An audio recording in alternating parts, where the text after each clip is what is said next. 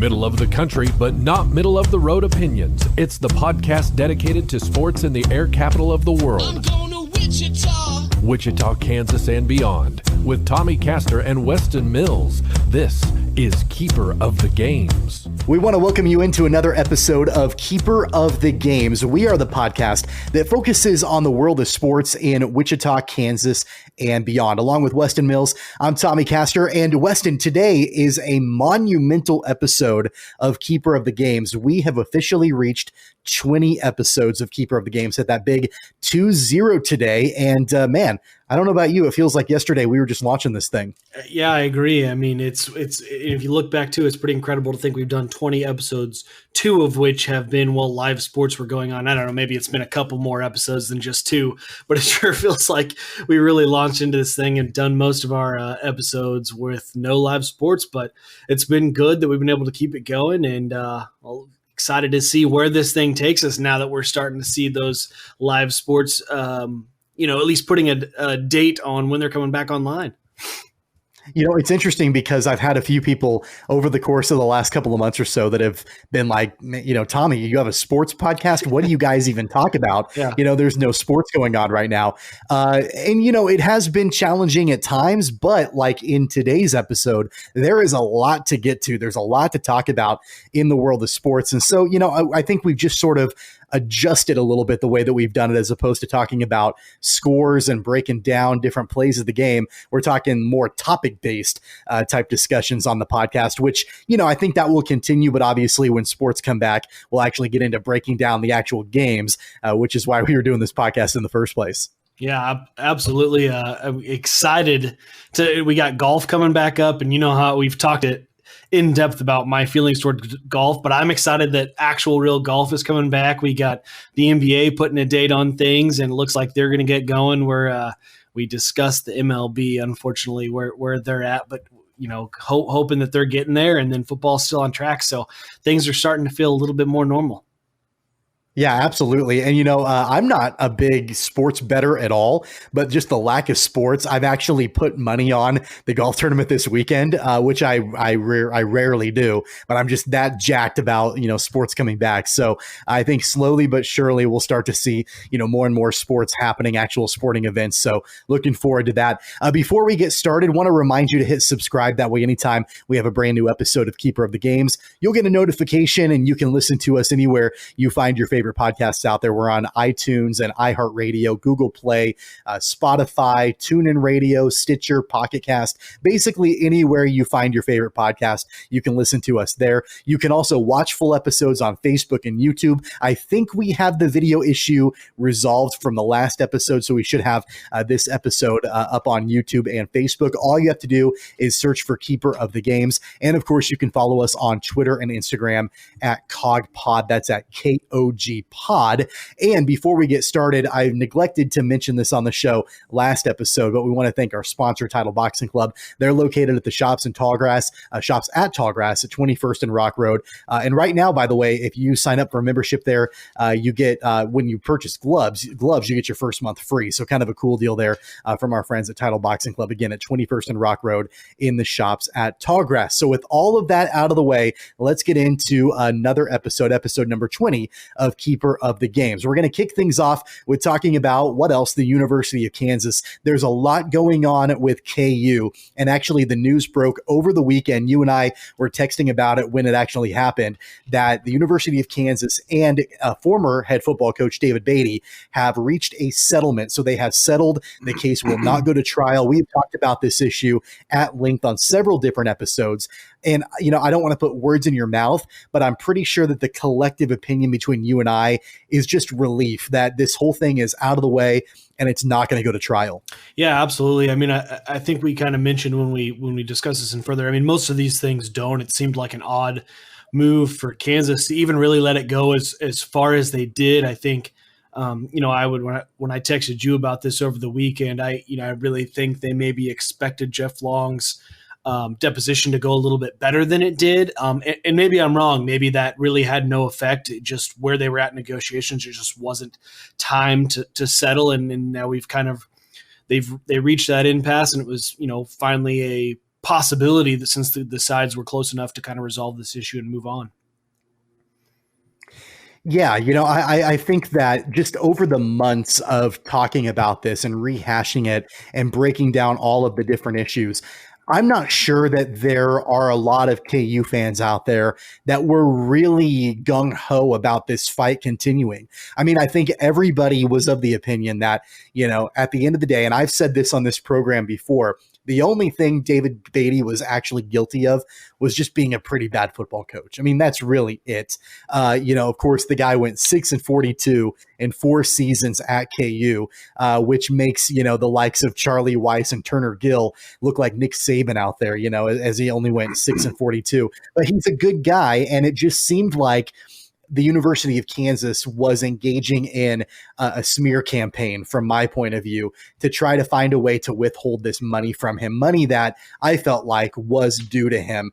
And I think a lot of the issue came down to the fact that he originally, the university said he would get the money, that he was being fired without cause. Then they came back and said, actually, no, we're going to withhold it because we're firing him with cause. So it sort of seemed like a witch hunt from day one, at least from my perspective. I think you and I might differ a little bit on that and, the way that it went down. But at the end of the day, I'm sure that Coach Beaty is, relieved to have this over with and that he's going to get his money. And I'm sure that the University of Kansas, in some parts, are now thinking, okay, that chapter is closed and we can finally focus on the future. Yeah. And to that point, I also think it's interesting that they did get this settlement done before the infractions with the NCAA, are to be dealt with. And before it goes to this independent committee, I would think to some degree, anything Beaty said in a deposition or, really anything that's been said at all, can be used as potentially against them in the infraction portion of this with the NCAA. So I would assume that they probably wanted this all done and closed up so that there can't be any more information to be had going into this process with the independent review board.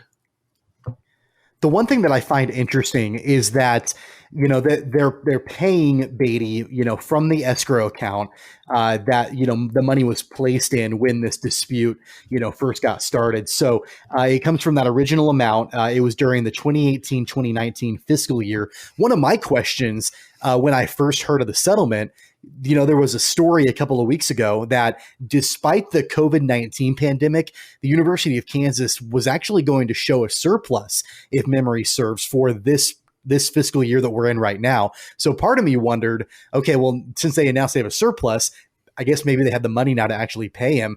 But I guess if that money was originally placed in escrow, it never went anywhere. It stayed in that account. But what I think is interesting to me is that they went on this pretty long legal battle. I mean, it's not years and years and years, but, David Beaty filed this lawsuit March of 2019. So we're a year and 4 months later, 5 months later, from this lawsuit being filed. All the attorney bills and all the costs incurred on both sides. At the end of the day, I know that Kansas is paying him $2.55 million out of the $3 million that he was owed. But how much overall money did the University of Kansas spend to try to fight this? Wouldn't it have just been simpler to pay him his money in the first place and let him leave?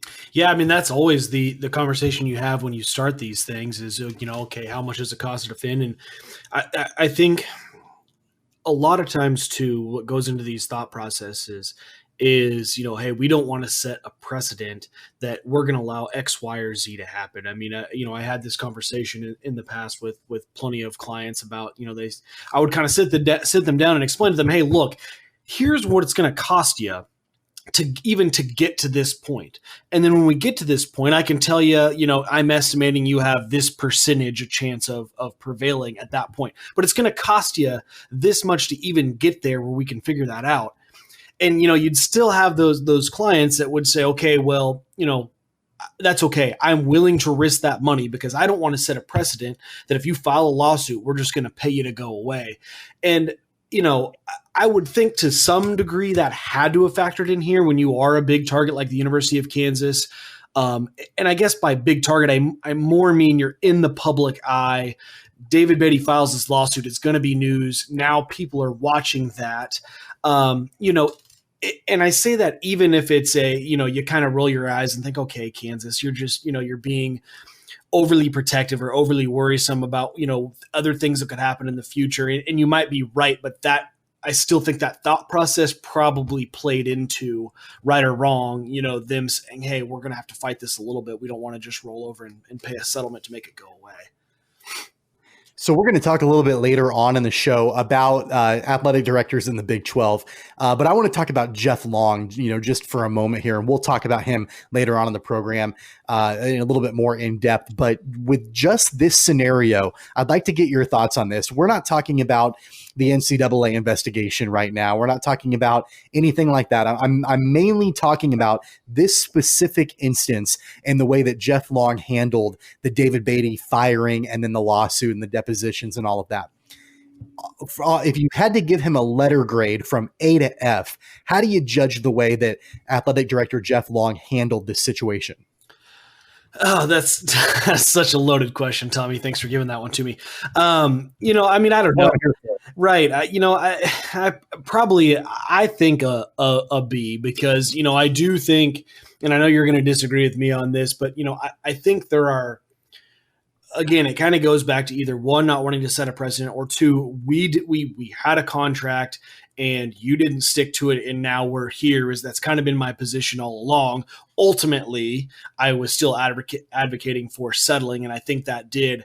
I think where he gets hurt a little bit is his deposition was not the best, which you can be a great person in your field of industry and not be deposed. Well, it's kind of its own different ballgame, but still, as the athletic director, you represent the university to a very high level. And so when you sit down and you get deposed, that is still you representing the university. And it didn't go as well as I think some would have liked. And there were some, as you kind of pointed out, when we talked about that in whatever episode it was, there were some kind of unsavory comments he made, or maybe actions he took during all this. And so, I think that hurt him. But ultimately, I don't know. It's hard for me to really knock him too much. I mean, they got the deal done. There was some bad PR. Hopefully they set a precedent of, we're just not going to let you file a lawsuit. And now, granted, and I'm not giving you any chance to give me a rebuttal here, but, granted, they were the ones to withhold the money. So it's not so much that, he just filed this lawsuit out of the blue. So I get that side of it too, but. Yeah. Here's the thing. And you're my buddy, but you've said some laughable things on this program before. I think that's the most laughable one, that you're giving him a B grade on his handling of the David Beaty situation. The only saving grace for me that Jeff Long did not get an F grade, I'm going to give him a D minus. The only reason he didn't get an F grade was because this didn't go to trial. That's the only reason why, and I want to go back to your point about, setting a precedent and you can't just file a lawsuit. You corrected yourself, because they withheld the money in the first place. David Beaty's only recourse was to file a lawsuit. It wasn't just a willy-nilly, hey, I want to sue them just because I want to. It was, they're holding my money, and I believe they're holding it without cause. That was pretty much his only recourse. I think the fact that, they got into this situation led by Jeff Long, then, the fact that his deposition, not only was it unsavory, it was embarrassing, I think, to the University of Kansas. And a lot of things came to light that I'm sure that athletic department would have loved to keep under wraps, as far as some of the behavior and some of the comments and things like that. That all was made public. Then the fact that they're ending up paying him, pretty close to what he was asking for in the first place. And then all the money that the University of Kansas spent on legal fees and all of that. It was a complete botch from start to finish, in my opinion. It should have never happened. And again, the only saving grace that Jeff Long has in my mind from not getting an F grade from me is that it didn't go to trial. Okay, but here's the thing, Tommy. So you're arguing two sides for Kansas, because you're arguing that Jeff Long withheld this money and that was such a mistake starting going forward. But yet we also talked about that you and I were under the same kind of agreement, right? That, okay, he probably did commit these violations. And so if he has a contract that says if you commit these violations, the money gets withheld. But then now on the other side, when we move along here to talk about the NCAA infractions, you've also said, hey, the NCAA, they're not defining Adidas as a booster. Then how are they coming down on them? Well, because that, it's what the bylaws say. We're going by what the bylaws say. for you and I to hold this argument of like, hey, the NCAA, what are they doing here? They're trying to define Adidas as this. But then when we go back and say the contract says you can't violate or commit a violation, otherwise we can withhold your money. Now you're saying, well, come on, everyone's doing it. Well, that's not really the argument, right?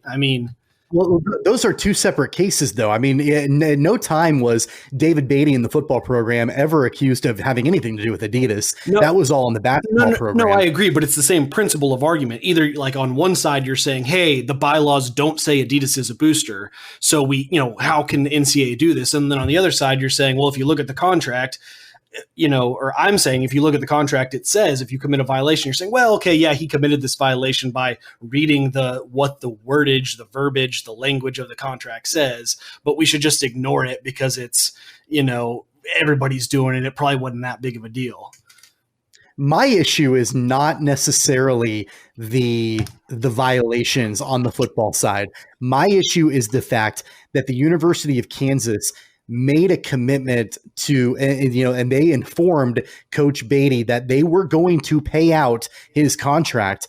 Then they went on a witch hunt to try to find something. Now, if they did, they did, and that's a completely different story. But in my opinion, they went after him for the sole reason to withhold the money from him. It wasn't like they had indication during his tenure that he was doing something wrong. And by the way, and I understand a violation is a violation is a violation, but at the same time, these are the most minor NCAA violations that are out there. It's a completely different ballpark than what we're talking about with Adidas and all of that on the basketball side. These are minuscule violations, if you will, that every football program in America has probably committed at one point or another. In fact, even in deposition, Jeff Long couldn't commit to whether or not Les Miles and his staff had ever committed these exact same violations. So they went on a wild goose chase. And in fact, it's been reported and it's been on the record, according to several witnesses, that Jeff Long said the phrase,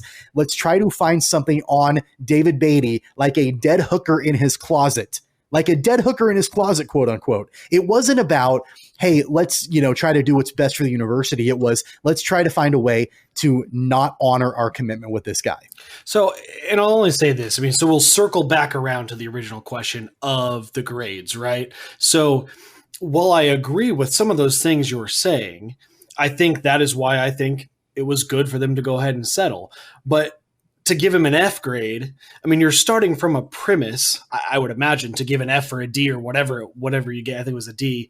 You're starting from a premise that they shouldn't have withheld this. There was no basis to withhold this money at all. And it was just a far-fetched action by Jeff Long. And I get, you kind of are saying that, but my point being, look, there are arguments to be made that they withheld the money rightfully. Now, like you just went into, there are reasons that, maybe it didn't look like what they said it was, and that's why they should settle. But I guess that's where, and maybe we can land on like a C plus is maybe being what it actually should have been. But, I guess that's kind of why I went down that road was more just, I don't think you and I are analyzing this from starting from the same position, which is okay because two people can obviously look at this situation differently, but that's just my thought. Right. And I also think I'm viewing it from the lens of, I know that I'm the one that said we're just talking about this situation, but it's hard for me to not look at it from, some other things that Jeff Long has done early on in his tenure at the University of Kansas that it's given me pause, I guess. And so I'm sure that's kind of clouding, my thought process as well. One of those things has to do with Adidas. And so we're going to talk a little bit, about the current investigation here in just a moment. But going back to the whole Adidas and the booster situation, it was Jeff Long himself in a press conference that identified Adidas as a booster. That's the last thing that you want to do, especially when the university has come out so vehemently against Adidas being a booster. Jeff Long himself in an impromptu press conference referred to Adidas as a booster. Yeah. And so it just sort of seems like the opposite of what is needing to happen, the most common sense decisions. In some cases, he's doing the exact opposite. Talking about, we're going to get into the current NCAA investigations with Kansas here in just a moment and the new developments in that. But before we get to that, something to sort of precede that conversation is what has gone on with Oklahoma State University. So the news broke just a few days ago that Oklahoma State is being hit with a 1-year postseason ban due to the NCAA violations that it was proven on the Committee of Infractions from the NCAA that Oklahoma State had committed due to assistant coach Lamont Evans. So a 1-year postseason ban, it can be appealed, and I'm sure that Oklahoma State will appeal that. My question is, I'm guessing that doesn't bode particularly well for what Kansas has that they're up against right now, considering that the accused violations, the alleged violations for Kansas are significantly worse than what Oklahoma State was convicted of. Yeah, I mean, if you're Kansas, I mean, I think that's obviously why they wanted to go into the independent process, or not. I mean, one of many reasons why they want to go into the independent process and why you're going to see them, fight this thing, tooth and nail to really prevail as much as they can. I think a 1-year postseason ban would be a little light for what Kansas is being accused of. I mean, I think you'd see something a little bit more significant. It's interesting though, because, we're essentially talking about benefits that were paid to Billy Preston, right? Am I remembering that right? It's Billy Preston. And Silvio De Souza as well. And Silvio, right. And so, essentially, for the most part, both of them were entirely held out of games. I don't think there is much. And accusations about Zion Williamson. Also accusations about Zion Williamson, who didn't even end up playing at Kansas. Right, exactly. So I think that does actually go a long ways, when you're talking about players who didn't actually get into the game. So, hopefully you're not looking at wins being vacated because, well, I think one can speculate that if Kansas is tied to Adidas and Adidas was paying players and Kansas had knowledge of that it probably goes beyond Billy Preston and Silvio De Souza.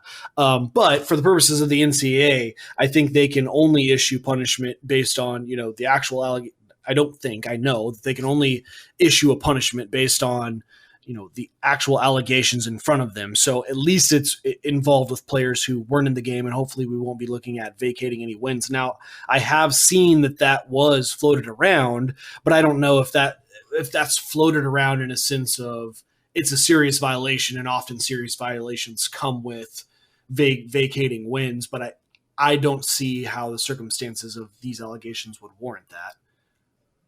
There's one thing that we're not talking about here. I mean, we're obviously talking about a potential postseason ban and maybe a loss of scholarships or forfeiting some games or whatever that looks like. The one thing we're not talking about is what happens to Bill Self, because there could easily be a scenario where he has to miss some games in the upcoming season. In fact, I've even heard rumors that he could miss the entire season. They could say, not only are we banning Kansas from the postseason, but Bill Self will not coach, the 2020 to 2021 season. I don't know if that's going to happen. That might be a little bit extreme, but I think that in the lens of what is going to happen to the program, I think you also have to look at what's going to happen to the head man as well. Yeah, and ultimately, I actually don't think that would be the worst thing. If that happened, it would bother me more as a fan if they vacated wins, even though, you won games, you won a national title, you won Big 12 championships. I mean, no one's looking at it any different. But just still, for the purposes of punishment, Kansas basketball, can carry on one season without Bill Self. I mean, if you don't think, that, Terrence Howard and everyone else that's there can carry on this team without Bill and still with Bill's guidance. I mean, how can you really? I mean, his influence is all over that program. It's not 1 year without him. It would be survivable.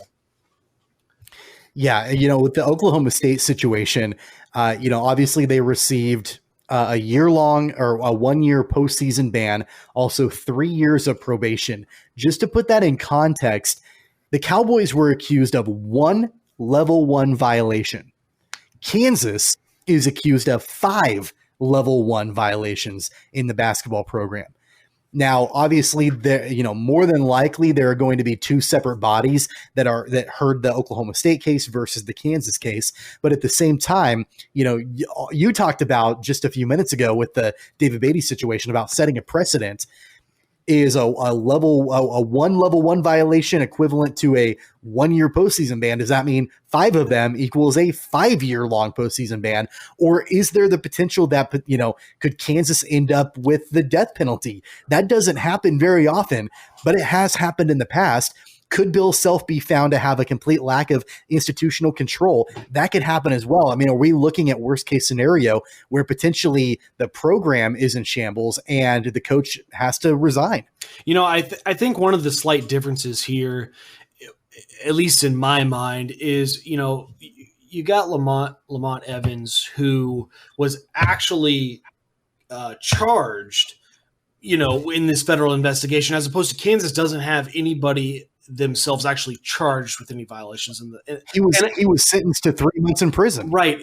And I know, for purposes of the NCAA investigation, the federal trial is its own separate thing. So just because we didn't have anyone charged doesn't necessarily reflect anything. But I think that when you have a coach who is charged with a federal crime, that puts a significant stain on the NCAA, and they probably have to come down pretty harshly on Oklahoma State for that.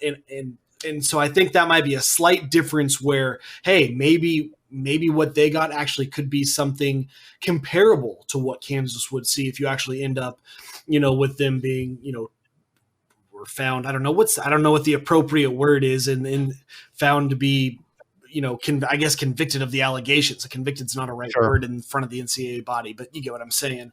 And I think that makes a big difference. And I know Lamont Evans also didn't cooperate with the investigations too. And I'm wondering how much that, really ticked off the NCAA. And so, maybe the 1 season postseason ban or 1 year postseason ban is actually something KU maybe could even look at and say, hey, maybe that's what we're looking at. I know it's more charges, but more level 1 charges, but here we didn't have any coaches actually involved. It's more we just didn't know. I think that there has to be some sort of distinction there.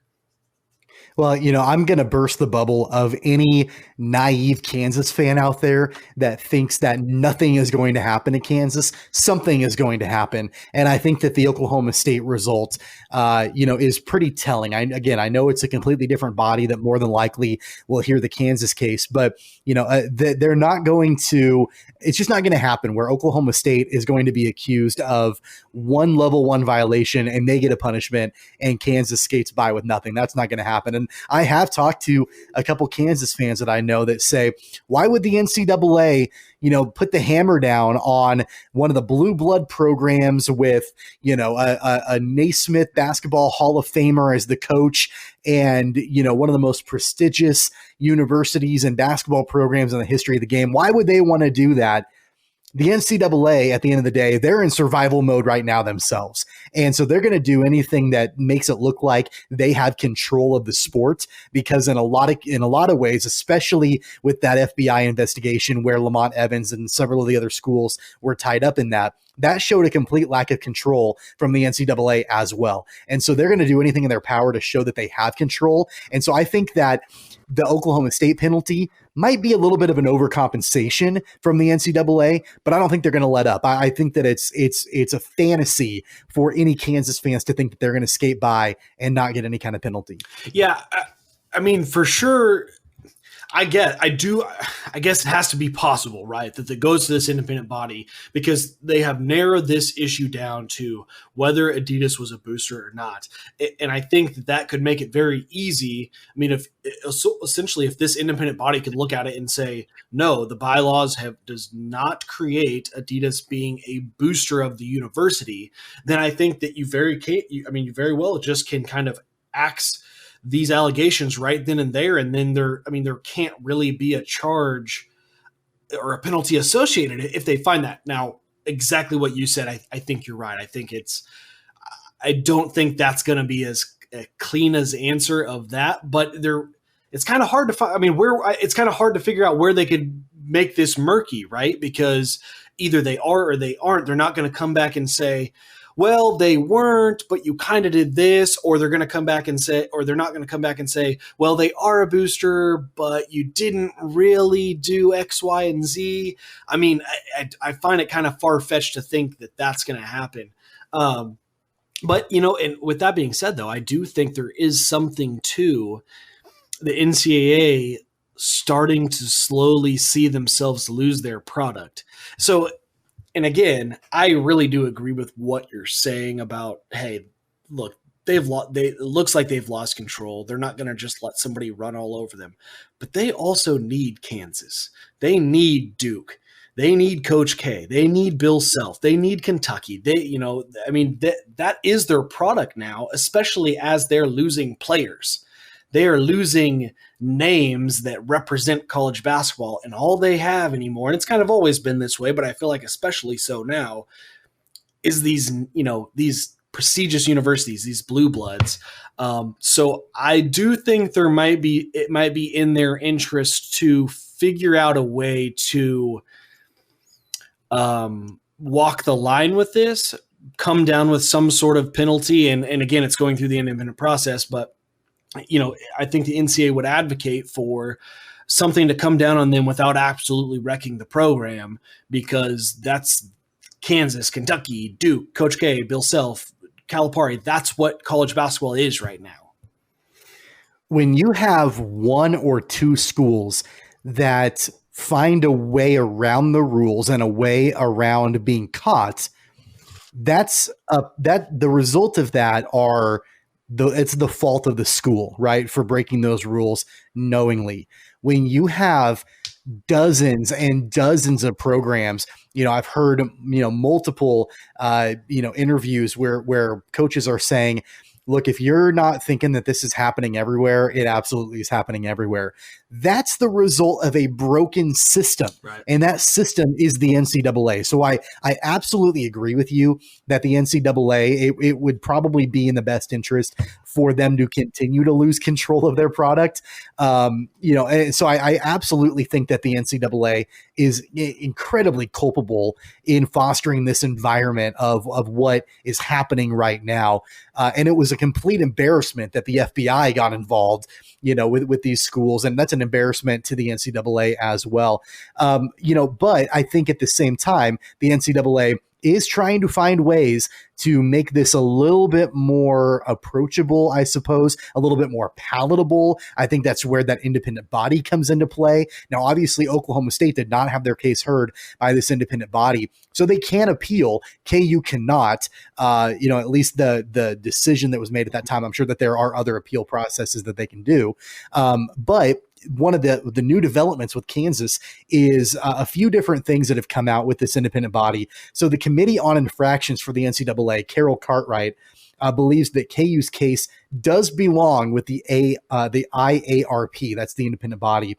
KU also agrees with that, but they believe that the football violations should be separated and resolved through the NCAA's typical Committee on Infractions for immediate resolution. And then from there, the NCAA is continuing to be frustrated by what they call KU's adversarial posturing. Bill Self takes exception to that. KU and Bill Self make intentions clear that they reserve the right to have the decision from that independent panel reviewed by a federal court if they so choose. So there obviously are appeals outside of this independent body. Mm-hmm. It's not 100% final. But at the end of the day, do you think that, we talked about this before, do you think that number one, that this independent body is going to be a little bit more fair to Kansas? And then also, do you think it's a smart game plan for them to try to separate out the football and basketball allegations? Okay, so I want to answer both those questions, but first, I want to absolutely laugh at the notion from the NCAA that Kansas is having adversarial posturing, and not so much laugh that that's not going on, but what do you expect? You're bringing incredible allegations against a very long, proud university, a college basketball coach who is literally at the top of it. What did you expect? They were just going to hold hands and go along with this? Are you kidding? It just blows my mind for them to even suggest that they wouldn't be that in that manner. So as far as the process, I think it makes a lot of sense for them to separate the football and the basketball. I mean, they're not even close to the same type of allegations. I mean, you have coaching violations, essentially, and then you have, Adidas was. I mean, it's two incredibly different things. So I do think it's interesting that they want the football to still go through the normal NCAA process. I guess I don't know enough about the speed in which you get a answer, whether if the NCAA is, it's like, okay, hey, we're ready for the NCAA to make a ruling on this. If that means they'll get something a lot quicker than going through this independent process. I'm sure there's a lot more money involved in this independent process. You're probably the KU is going to have to pay, I'm sure, multiple lawyers to go ahead and present their case, probably, I would think, to this IARP, through this process. And then, like I said, I mean, there's no doubt that, whatever decision is held, obviously, unless it's favorable to Kansas, Kansas is going to take this all the way. And I kind of suggested that wouldn't, hey, it can't be appealed as far as the NCAA is concerned, but you can absolutely always challenge something in court. And I don't think that the NCAA would have any standing to say that you can't challenge us in court. I mean, sorry. I mean, we're suing you, that there's nothing you can do to stop that. You can say we're wrong, but you can't stop us from suing you. Right. I think that is the most telling thing from all of this. Not necessarily that they want the football and basketball allegations separated, but the fact that they've made it pretty clear that if this independent body, or I guess even if the NCAA, if it gets, declined to be heard by this body and the normal NCAA committee hears the case, they're prepared to fight it. They're prepared to actually take it to court outside of the realm of the NCAA. So, I think that's again, a pretty strong position, and I'm glad that they're doing that. I mean, this is definitely, it certainly seems to me that the University of Kansas in this situation, while again, I believe that Jeff Long absolutely bungled the David Beaty situation. I believe that I agree with the direction that they're going. They're going to be in for the fight of their lives, and they're going to fight it all the way. And so I don't have a beef at all with the way that they're handling this. We've used the phrase scorched earth before. I think that's the right move because, like you said, what are they going to do? Are they going to, hold hands and sing Kumbaya? They're not going to do that. They're in the fight for their lives. They're being, again, accused of egregious things by the NCAA, and they're not going to go down without a fight. And so I definitely think that's the right move. And it is interesting for me to see that they have basically said, look, if it doesn't go our way, we believe we have recourse, and we're for sure going to take that recourse. Yeah, absolutely. I mean, you even think of something like, you work somewhere and they say, hey, or maybe you sign up for anything and they say, okay, if you want to sue us, it has to go through arbitration. Okay. So even in those scenarios, I can sue you to say, hey, this contract I signed going to arbitration is not right, and I don't have to go through arbitration. And you have that opportunity to be heard by a court. And it's the same thing here. NCAA can say, hey, we agreed on this process. I mean, if that is their defense to not being able to appeal the IARP decision, KU can absolutely file in district court and say, no, that is not a conscionable contract, and we're not going to follow it. And then you kind of get, I mean, it's obviously you can see where this can really spiral out of control, because all that then even is resolving is that we can appeal this to a court, and then you go to that court to actually even see if the appeal should be, upheld or not. So, I mean, there really we could be looking, I think, a year and a half, 2 years out. I mean, this very well could get dragged on for a very long time. I'm really glad that, with no sports going on right now, at least it's a topic that has to do with law, because then you've got expertise that you can bring to the table. Always enjoy talking about the legal battles with the University of Kansas with you. We're going to stay in the collegiate world now and talk about athletic directors. We mentioned Jeff Long a couple different times on this episode, but we're going to talk about other Big 12 athletic directors. So this came from Stadium. So the website watchstadium.com, a couple of pretty well-known sports writers, Jeff Goodman and Brett McMurphy, on the basketball and football sides respectively. They put out their ranking of how they rank Big 12 athletic directors based on basketball and football hires, not necessarily just at the school that they're currently at, but their entire body of work, their entire their resume. So number one is really no surprise. Joe Castiglione from Oklahoma has been there forever. He's been there since, the late 90s. He's hired guys like Bob Stoops and Lincoln Riley. He's hired guys like Lon Kruger at University of Oklahoma. So he for sure comes in at number one, and that definitely seems like pretty unanimous as well for his hires at Oklahoma. After that, though, it gets a little bit interesting because number two out of the 10 teams in the Big 12, number two is Gene Taylor from Kansas State University. Now, this is primarily based on his hires while he was at North Dakota State for about 14 years, hiring on the football side guys like Craig Bull and Chris Kleiman, and then obviously hiring Chris Kleiman at Kansas State. He comes in at number two. Are you surprised with Gene Taylor when you look at all of the athletic directors in the Big 12 coming in at number two? Yeah, I mean, it's interesting because I think it depends on how you're phrasing what this list is, right? Because I think Gene Taylor has an incredible resume if you're not ranking these ADs based on what they've done in the Big 12, because Gene Taylor's, what he did at North Dakota State was incredible, and I think he's already got Kansas State on a good path, as he's come in. But I think it is fair, really, if you're judging on a resume as a whole. I think it's so close, and there's so many small details that can really separate some of these guys. Like if you go on down and kind of look at, Mac Rhodes, or even they've got Jeff Long at number four.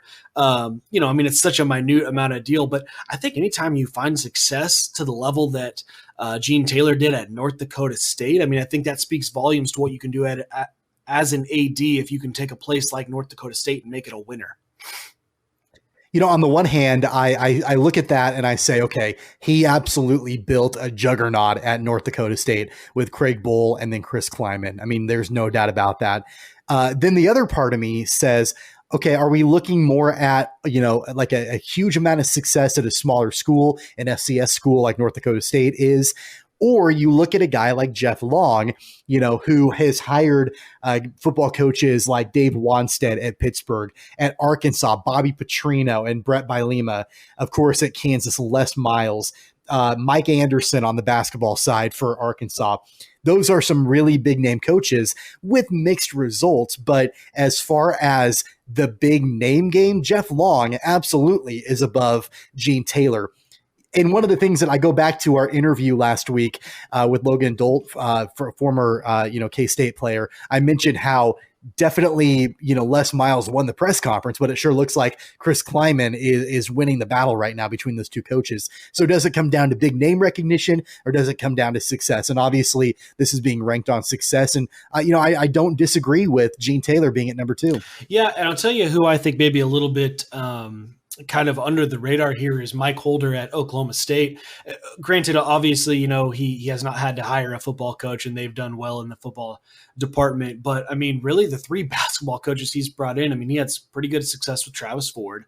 Then he had Brad Underwood, who had a year and bounced. And I don't know if you really fault the AD for that, but Brad Underwood looked very promising, still doing good things at Illinois now. And then really, I know Oklahoma State over the last couple of years hasn't done great, but I hear so many good things about Mike Boynton and how they're doing. And really, he, when Mike Holder took over in 2005, that's, that Oklahoma State. Well, I guess they were kind of coming off Eddie Sutton, and you're right in the midst of all that turmoil. And he hired three pretty good basketball coaches for a school that is a football school. So do you really fault him for just having a good, head football coach in place and Mike Gundy? My under the radar guy is Kirby Hocutt from Texas Tech, hiring Cliff Kingsbury, to be the head coach of Texas Tech. And then obviously Matt Wells, I think, is going to be a good coach for the Red Raiders. But then on the basketball side, he did have a couple swings and misses with Billy Gillespie, and Tubby Smith was okay. Tubby Smith brings a lot of legacy, but Chris Beard blows them all away. And the fact that he was able to get Chris Beard back at Texas Tech, and Chris Beard notoriously is a nomad in college basketball. He goes all over the place, barely stays anywhere for more than a year. And he's been at Texas Tech for 4 years. Doesn't look like he's going anywhere, and took the Red Raiders all the way to the title game last year. So, I think Kirby Hocutt is ranked a little low. And I think you look at guys like Mike Holder, Kirby Hocutt, even Chris Del Conte at Texas. Jeff Long is a big name. Mac Rhodes is a big name at Baylor. And I'm sure people look at that ranking and they see Gene Taylor at number 2 and they're like, who? Who is this guy? Yeah. He's at number 2. I mean, that doesn't make any sense. But I think if you're looking at it from pure wins and losses, again, it does make sense. If I were to draft it or rank it, I'm not sure I would put Gene Taylor at 2. And I wouldn't put him maybe lower than 4. I think that was a great get for the Wildcats, and I think it's going to pay off for a long time for him. Yeah, and I guess too, again, kind of going back to what I said in the beginning, depending on how you're framing this list, if it's also on, hey, what AD would you want right now, and not just necessarily what they've done, Gene Taylor might absolutely be my number 2. I mean, he's done nothing but win, and there's promise moving forward. He may not have a back record, or you could argue that others have maybe a back record that's a little bit better than what his is. But I think the promise and where as far as a top list for a big name AD job coming up, he may be up there if something pops up. A few years in the future. Yeah, I wouldn't be surprised. So Gene Taylor comes in at number 2. Jeff Long from Kansas comes in at number 4 on the ranking of the Big 12 athletic directors. We want to touch on this really quickly. So at the time of this recording, the Major League Baseball draft is going on. So obviously there still is no season in place. Hopefully that gets taken care of soon between the owners and the players. It seems like it's a broken record. We keep talking about this over and over and over again, but the draft is going on right now with the number 1 pick in the MLB draft. The Detroit Tigers took Arizona State slugger Spencer Torkelson, who's a first baseman, and apparently he is the first right-handed batting first baseman ever selected with the first overall pick, and the first baseman drafted with the number 1 pick since 2000. Wow. And that was who was that? That was Adrian Gonzalez was selected number 1. Is that right? I think that's right. Yeah, Adrian Gonzalez, all the way back in 2000, the Marlins drafted him number 1. That was the most recent first baseman selected with the number 1 pick. So that's great, but we're not here to talk about the Tigers. We're here to talk about the picks from both the Miami Marlins and what that might mean for the Wichita Wind Surge and the Kansas City Royals as well. And the really neat thing in the first round is that they picked back-to-back. So coming in at number 3, the Miami Marlins selected right-hander Max Meyer from the University of Minnesota. He began his college career in the bullpen before moving into the starting rotation. It'll be interesting to see where this guy ends up, but probably a pretty good likelihood that we might see him in Wichita at some point pitching for the Wind Surge. But I think what's even more interesting, and Weston, you've got more information about this guy than I do, with the 4th pick, the Kansas City Royals selected left-handed pitcher Asa Lacy from Texas A&M. Now, there was a lot of talk that Lacy could potentially be taken number 1 going into the evening. He fell to number 4 with the Royals, and you think that's a great pick. I am ecstatic that Kansas City got this guy. For those of you who listen, or either if you don't follow Pitching Ninja on Twitter, and he throws all these overlays out there, and he shows all sorts of stuff of Asa Lacy. This guy can absolutely throw the ball. He's 6'4", 215 pounds. He's a lefty, throws 4 pitches, a fastball, changeup, slider, and a curveball. Fastball touches, it's usually about 92, 94, touches 97. But this guy just misses bats. I mean, to give you a number, so he ended his college career his junior year, which was started this season with COVID, got cut short. So he started the junior year. He went 3-0 with a 1.6 ERA, struck out 33 batters in 17 innings, had a 47.1 strikeout percentage, and had an opponent batting average of 150.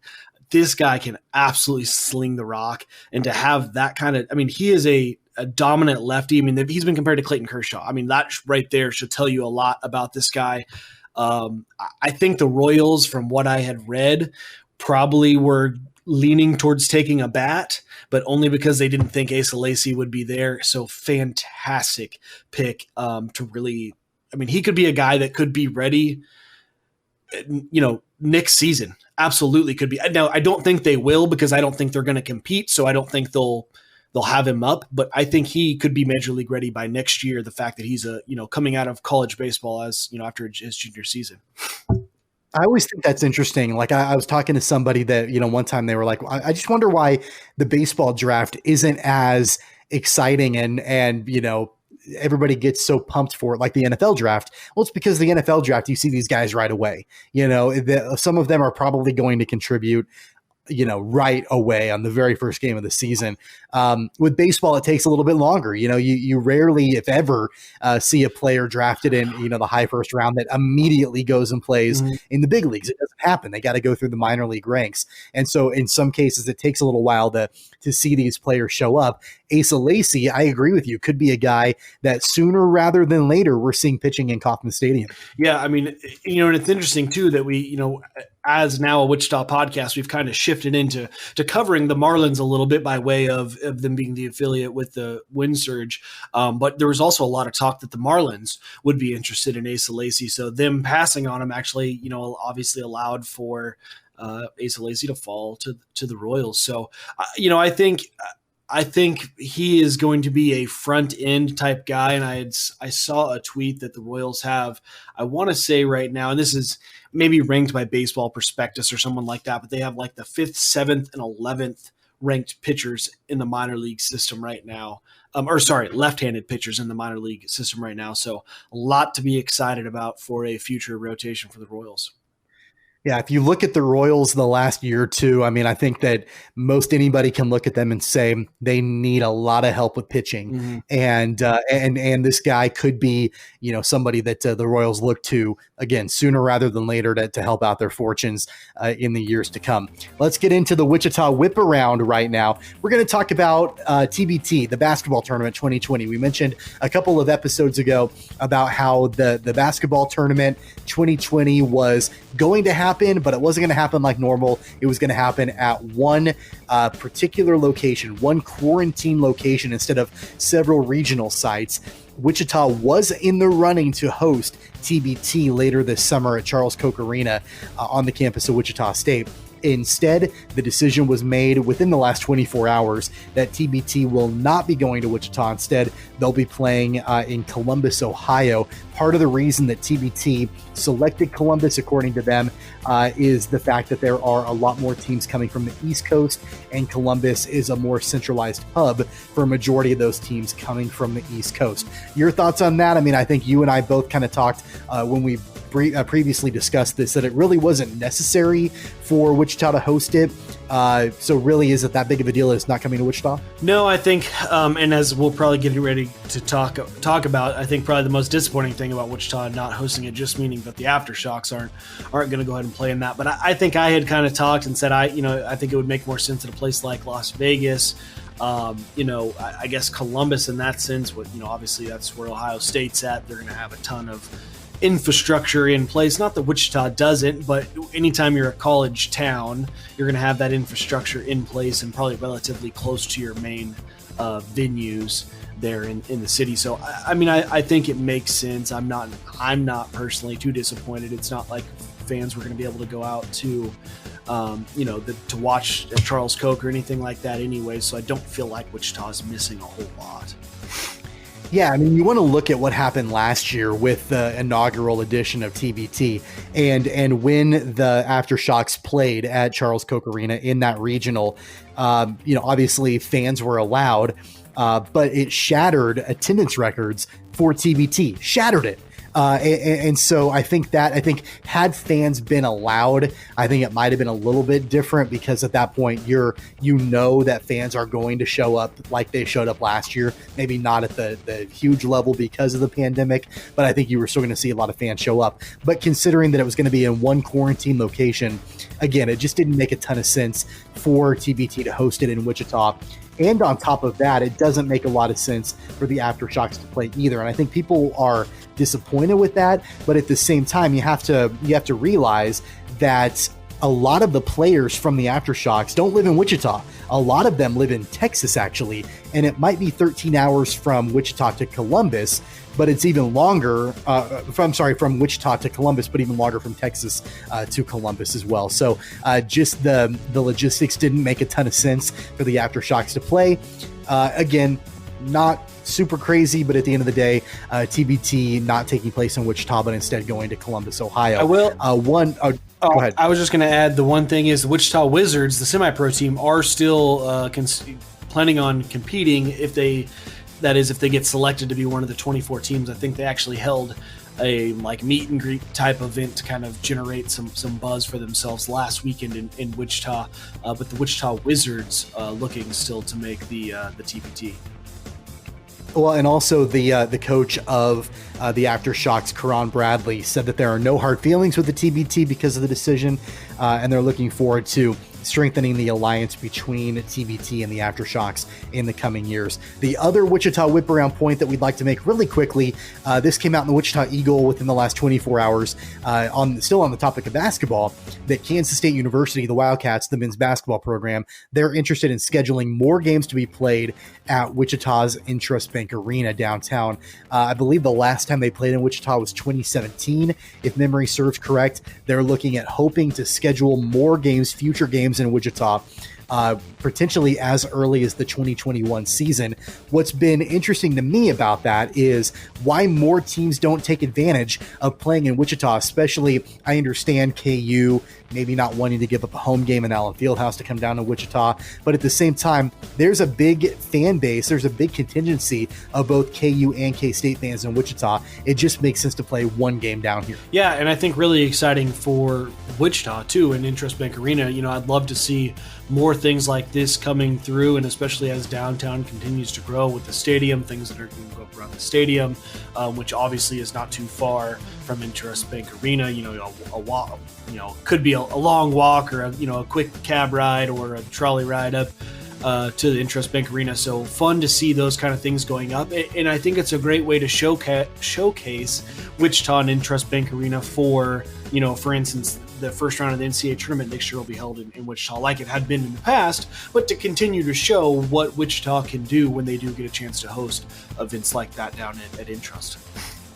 Yeah, I think that's a huge point. I mean, especially knowing how Wichitans showed up for the NCAA tournament, I think it should be a no-brainer that these more local teams try to utilize Wichita to come down and play. So we'll definitely keep you posted if Kansas State University is able to schedule future games at Intrust Bank Arena here in Wichita. That's our Wichita Whip Around. We're going to get into our Finally Funny right now. Really, there's not a whole lot to talk about with this. I just find it hilarious that Conor McGregor has announced his retirement again for the third time in 4 years. He's now retired. What's the over-under before he actually comes back again? What do you think? God, I don't know, because I kind of, to some degree, is thinking like, okay, 1 time, 2 times can be kind of considered a publicity stunt and generate some extra buzz, but I mean, is third time a charm? Is he really done? I mean, he's made all this money. I'm kind of with you though. I mean, you know, certainly he wants to fight Habib. He wants to fight, you know, Floyd again, probably for that matter. So, you know, it's probably just more showmanship for McGregor, who really kind of hadn't had as much buzz about his name recently. Yeah. Part of me thinks this is just a way for him to keep his name circulating, right? I mean, you know, he hasn't fought. I mean, it's been a little while since he's fought. You know, I think he just wants to get people talking again, and they have. I mean, we're talking about it right now, and a lot of other people are. But the fact that, you know, all of these quote unquote social media retirements, they're so casual, which I know is kind of his style, but it's not like you're seeing press releases or press conferences. He's literally just tweeting. Like, I can tweet that I'm retired tomorrow. It doesn't mean that I am, you know? And the fact that he's using casual language like, hey guys, I've decided to retire from fighting. Like, come on, like somebody will come along, offer you more money to fight somebody else, and you're going to unretire and you're going to do it. I just find it interesting that for the third time in 4 years, he's announcing he's retired. So I'm gonna give a little Easter egg to our listeners. I'm actually tweeting right now from our KOG Twitter account a nice little Conor McGregor hashtag Finally Funny. So for the folks that are maybe listening on tomorrow, or which will be on June 11th, and seeing this tweet on June 10th, they're gonna go, oh, that was why they tweeted that Finally Funny. Absolutely. So Conor McGregor, we'll see how long it lasts for him to stay retired, but that is our Finally Funny here for Keeper of the Games. And with that, that's going to wrap up another episode of Keeper of the Games. A special thanks to our sponsor, Title Boxing Club at 21st and Rock Road in the shops at Tallgrass. Don't forget, when you purchase some gloves, you get the first month free at Title Boxing Club. And we want to thank them for sponsoring Keeper of the Games. Again, you can find them on the northeast side of Wichita, 21st and Rock Road in the shops at Tallgrass. Also, don't forget that you can hit subscribe. That way, anytime we have a new episode, you'll get a notification so you never miss a single episode. And of course, you can find us on all the major podcast platforms like iTunes and Google Play, Spotify, iHeartRadio, Stitcher, Pocket Cast, and many others. And didn't you tell me that we're now on the updated Google platform as well? Yeah, we are. So we should be all squared off there. And I don't, from checking the numbers, I'm not sure anybody was listening on Google, but we are on the updated Google platform. Hey, at least that option is there, right? If anybody is a Google Podcast listener. Don't forget, you can also go to our website, cogpod.weebly.com. Not that we have a whole lot going on there right now. We probably need to get better at that, but you can, of course, visit us there as well. You can watch full episodes of YouTube and Facebook by searching for Keeper of the Games. And, of course, you can follow us on Twitter and Instagram at CogPod. Of course, you can also follow us individually. Weston, hit them with your Twitter handle. At WMills94. And you can follow me at Tweets from Tommy. Until next time, for Weston Mills, I'm Tommy Castor. You've been listening to Keeper of the Games. Take care, you guys. You've been listening to Keeper of the Games with Tommy Castor and Weston Mills. Don't forget to subscribe, download, and listen on all major podcast platforms like iTunes, Google Play, Spotify, Stitcher, and more. Find the podcast and videos on Facebook and YouTube at Keeper of the Games, and follow the podcast on Twitter and Instagram at CogPod. That's KOG Pod.